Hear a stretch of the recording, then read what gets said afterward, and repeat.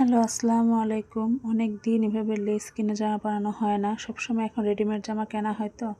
তো এইভাবে লেস কিনে জামার কাপড় পছন্দ করে এভাবে কেনা হয় না। তো আপু একটা জামার কাপড় দিল। ভাবলাম আজকে ওই কাপড়টার মধ্যে নিজে পছন্দ করে একটু লেস দেই। তারপরে নিজে একটু ডিজাইন পছন্দ করে দিই।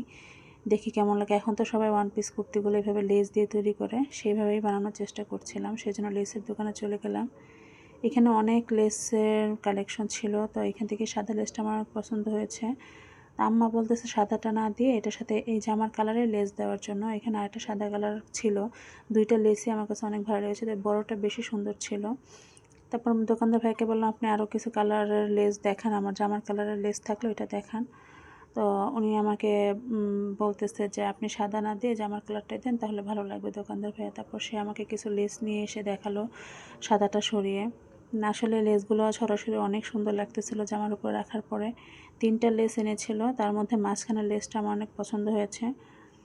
যে দেখেন 3টা লেসের মধ্যে মাঝখানের কালারটাই জামার সাথে মনে হয় যাচ্ছে, আর খুব ভালো লাগতেছিল। তো 3টাই মাঝখানেরটাই নিলাম আমি।